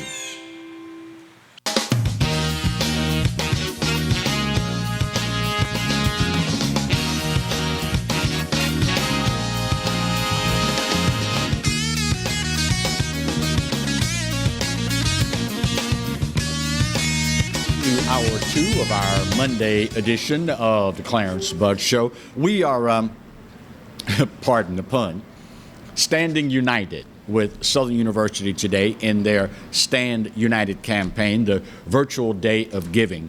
It is incumbent now more than ever. For those of us that are longtime Southern University fans and supporters, it is something that we've become accustomed to. In the last segment with Dr. Trayvean Scott, we rattled off the names of any number of individuals that are world class in their time at Southern University and beyond. And the fact of the matter is, none of that would have been possible without the support of the immediate community. And you'll see on the screen as we speak the specifics of the Stand United campaign and the 3 ways that you can give. Again, guys, girls, we never ask that you give until it hurts. All we ask is that you give. And you know, when all is said and done, and it's been this way forever, it's a part of finance and a part of the world in which we live. A whole lot of little bitty equals a whole lot. I mean, you know, most of us will walk past a penny on the ground and never give any thought to picking it up. But all it takes is 100 of those, and you got $1. You follow me? It is a cumulative effect. It adds up over time. And as unprecedented as these times are right now, it is incumbent that we stand up, step up, and answer the call. If it helps, think of it this way. As Roger Cador is so very fond of saying, Southern University is our university. It belongs to the community. And at the end of the day, pure and simple, if we don't support it, who will? It is such an integral part of this community.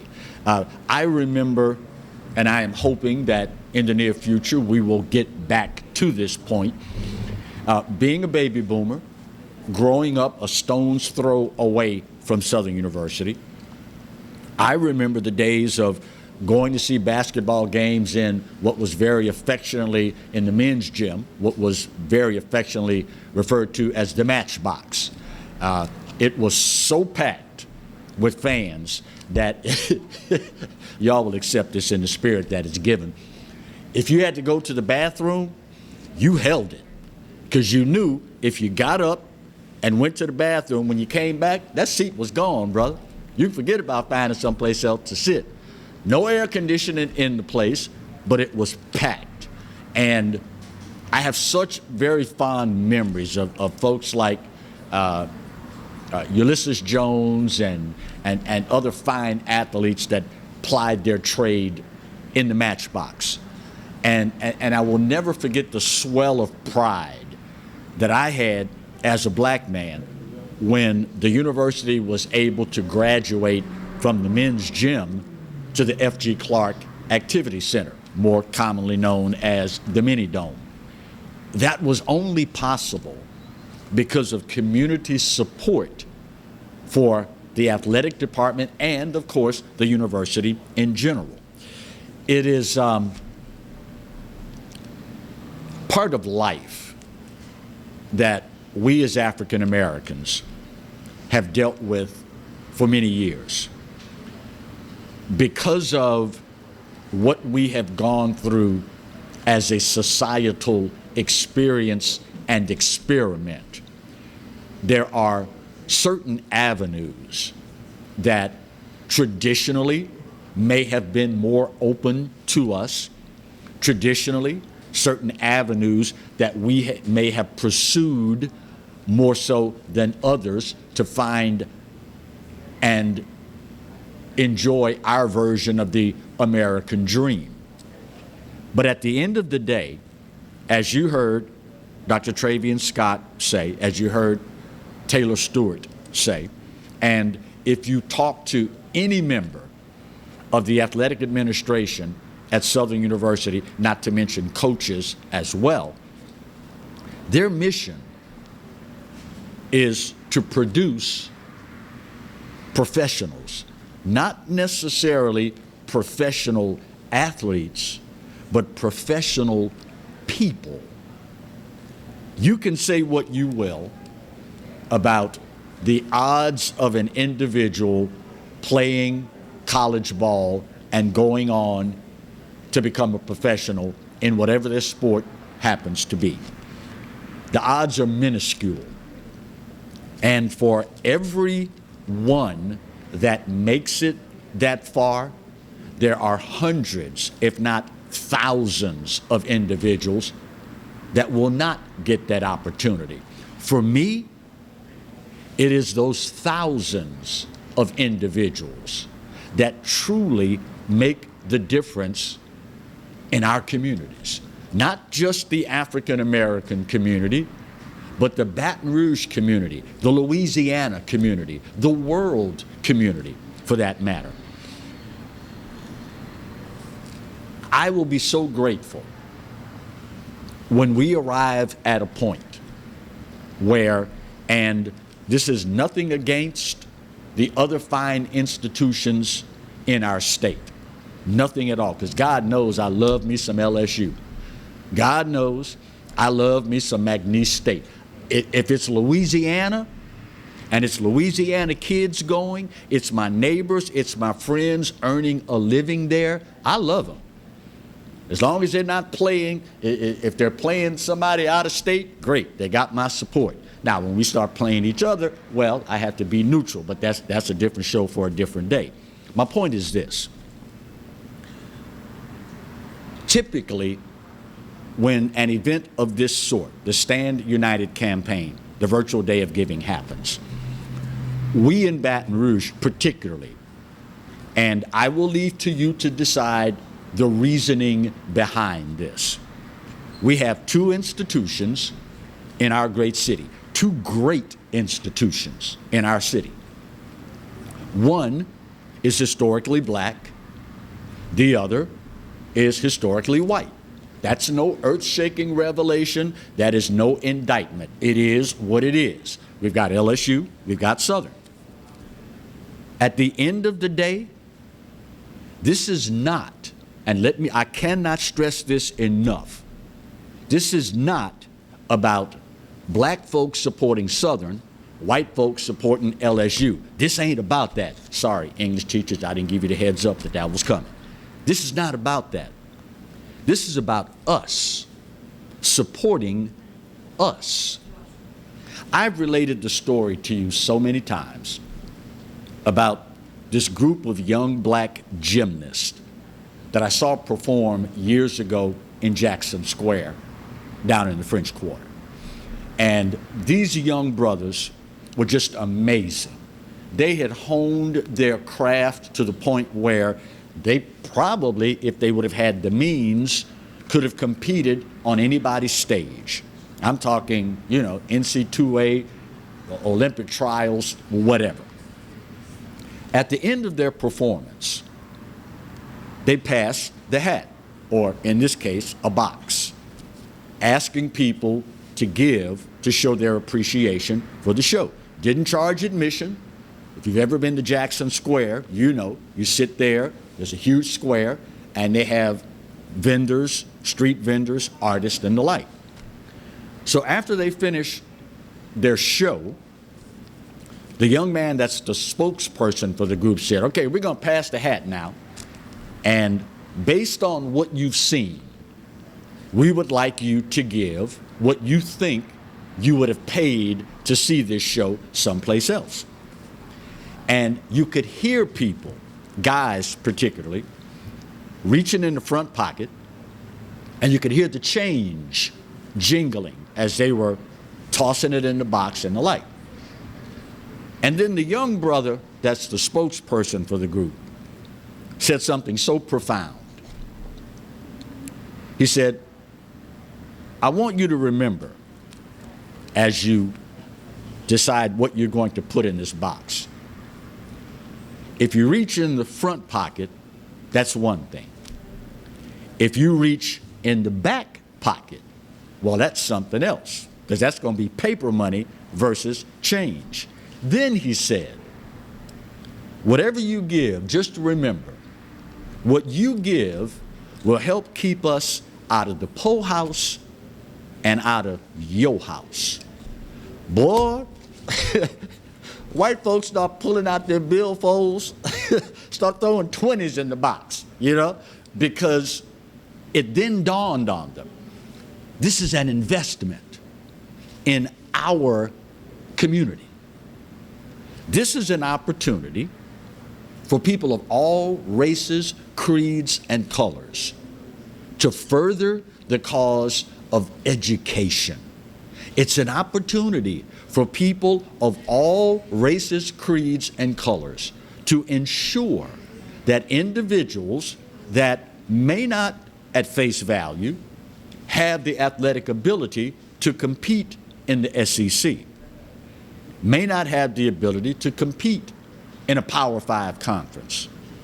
But I've got to imagine at some point someone told Rodney Milburn, you're not good enough to run track at LSU. As storied a track program as LSU has, Rodney Milburn went to Southern University and then went on to win Olympic gold. Aeneas Williams played football at Southern University. He's now in the Hall of Fame with the Cardinals in the NFL. Lou Brock played baseball at Southern and held the base stealing record in Major League Baseball forever. Mel Blount played football at Southern. He's now in the Pittsburgh Steelers Hall of Fame. A lump of coal under enough pressure becomes the most valuable gem on the face of the earth. Boom. Thank you, Marty. I'm asking, I am pleading, I beseech you, sow a seed and let's continue working on the lumps of coal. You never know where that next diamond is going to come from. I would contend there's a whole lot of them left to be developed right here at Southern University. Final break of today's show. We're going to bang this puppy out, get her done. We'll come back, put a big old bow on it, and wrap up the Monday edition of the Clarence Bugg Show here and only here on the Pelican. Stay close.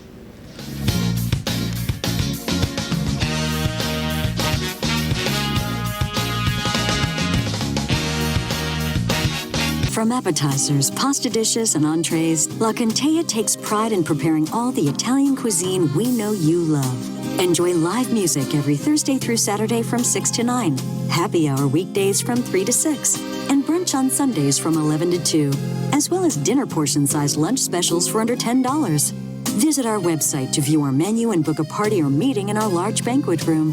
Once you try La Contea, your Italian dining will change forever. Live and play on the fairway at Greystone Golf and Country Club, a serene, challenging golf destination located in Denham Springs. For tee times and membership opportunities, go to GreystoneCountryClub.com. Jaguar Nation, we need your help in masking up Louisiana. Mask help us slow the spread of COVID-19. During this time, we must continue to wear a mask, wash our hands, and practice social distancing. It's important that we continue to abide by the CDC's guidelines to stop the spread. Jaguar Nation, we challenge you to mask up.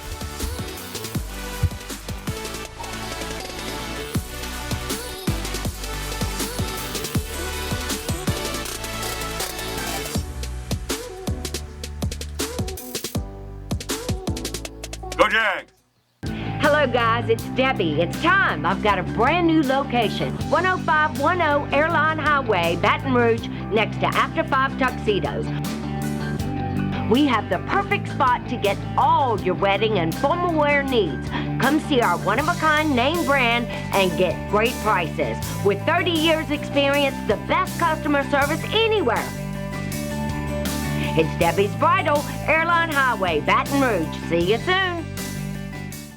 That's right, the Clarence Bugg Show is back, along with the Exiles, Bill Profita and Kevin Gallagher. We've put the band back together, South Louisiana's talk team, and it's only on the Pelican. 10 a.m. till 12 noon, right here on the Pelican.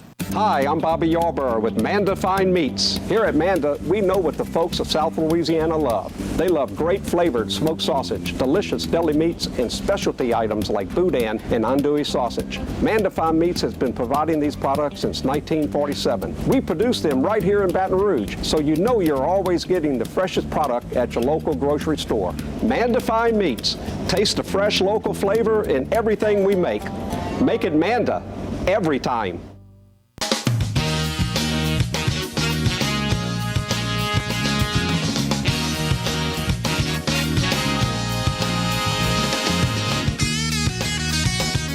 Welcome back for the final segment of Hour 2 of our Monday edition of the Clarence Bug Show. It has been so far a good day for the Stand United campaign, the virtual day of giving, benefiting Southern University athletics and, of course, Southern University in general. And Roman Banks, athletic director, joins me for a few minutes. And you'll see on the screen here that there are 3 ways that you can give. And again, guys, girls, I cannot stress enough, we never ask you to give until it hurts. All we ask is that you give. And Roman, I don't know if I've made this clear enough throughout the course of this. If for whatever reason you're unable to give today and at this very moment, there are other opportunities as well. You can still give, right? Yeah, you still give. You always can follow that link, the foundation link to give. And that link is open every day for giving. We have people that give repetitive every month, like a paycheck, you know. Right. So we have different options. And also, there's also our ticket office. And that number is 225-771-3171. You can always call our ticket office and they can put the gift on file as well. Right. And obviously we like to get to know our giver, you know, our donor a little bit. And and so I enjoy when it comes through the ticket office because I can get personal with them, write them letters and communicate with them, and I can thank them personally. Right. I mean, I always send a thank you card, but I like to touch base with people personally and put that spin on it, you know, that small business spin on it. Right. You know, when you talk COVID-19, at some point, all of this is going to be behind us. At some point, we're going to arrive at a point in time where we've conquered this thing and we're starting to get back to normal. Now, fact of the matter is, a lot of people will tell you SWAC does not really stand for Southwestern Athletic Conference. It stands for Southern Wins Another Championship. No, that's it. if we want to keep that mantra going, we got to give, and we need to give now, don't we? Yeah, so you brought that up, and you know, that was our slogan when I was the assistant basketball coach back in the day. Right.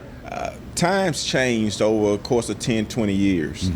And Southern University, and I always talk about, you know, the old days of filling the stadium, filling the mini dome, and traveling, and some say that A&T done came over and took Southern sting, and but the truth of the matter is that several years ago that we experienced a loss in revenue as it relates to students and tuition and the state. You know, under the governor's leadership, I don't want to call no names, several years ago when they started going to a community college system. And so where I'm going with that is that you have to understand that Southern budget back then was the best budget in the conference. You know, we were known to have it all, you know. But when you look at schools like Prairie View that was very small, didn't have it all, it's probably one of the leading schools with budget in our league. Those Texas schools, because of what they put in their higher education. And so I said to say that we are right there in the middle of that pool of our conference, and now with FAM in and Cookman, you know, it might drop us down another notch or two. And so we have to understand that dial giving is going to be important for us to catch back up. You know, when I was assistant basketball coach, we had over 10,000 students. And with 10,000 students, that means that now we have 6,000. So you can see the difference in 4,000, what that means. Our subsidy was better from the state. at that time. We working back toward that with Governor Edwards doing and putting money into higher education. And so we working back toward getting that subsidy up. And so Southern lost a lot. I don't know if you remember the unusual data ban. All that came because of the loss of monies and couldn't keep up with the status quo of running a business, an athletic business for NCAA Division I membership. Right. And so we've been able to work our way back up to it, but we still have a long way to go. And I always say and tell I'm very transparent that, you know, we're a couple of million away from having a true budget. And so if we can raise a couple of million a year to put toward that budget, that will help us pay coaches, retain coaches, work on facilities, and do some of those things that really haven't been done in 20 years. And let's be honest, young people watch. They want to go to a school where the fan base supports the school. They want to go to a school where when you put out the call, lots of people answer.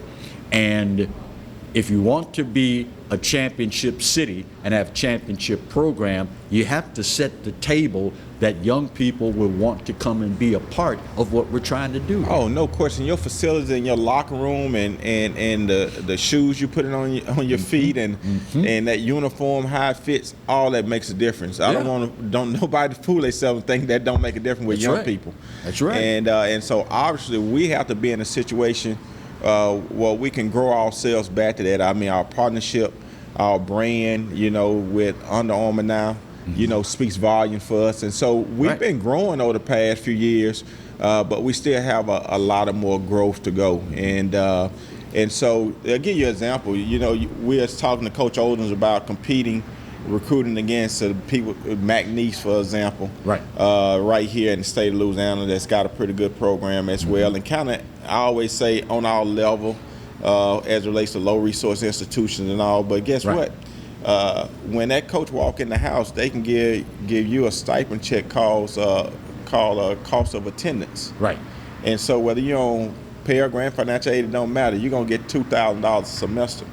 We don't have that in our arsenal. So when you're going for a computer recruiting war, guess who's going to win that battle most of the time? Most of the time. And so these monies, we need these type of monies to come in so I can start building that portfolio for these sports so we can go out and make sure we're getting the very best athlete that we can get to win these championships all the time. All the time. There you go. I end my show at noon, but we will be back full time, 1 o'clock this afternoon. And again, please, guys, girls, remember, we never ask that you give until it hurts. All we ask is that you give. And at the end of the day, Southern University is ours. And if we don't support it, then I don't know about you, but I would hate to be the one that has to explain to our children and our grandchildren what happened. Why didn't we do the right thing? We do a whole lot of talking these days to the younger people in this world about doing the right thing. When all is said and done, the easiest way to get young people to do the right thing is to have them watch us do it. Just saying. My time's up, and I have got to go. But I've still got just enough time to say, you know what? You're right. America, we are not perfect. But doggone it, from my money, it's the best there is. And God knows there is no place else on his green earth that I'd rather be. Speaking of the good Lord, you do realize by now that he loves you, right? You got the email, you got the memo, and I hope you know that I do too. Best news you gonna get all day. There ain't a doggone thing you can do about either one. Make your deal. Take care of yourselves. We'll take care of each other. Mr. Bugs, y'all, great show. God bless. Go Jags. Go Jags.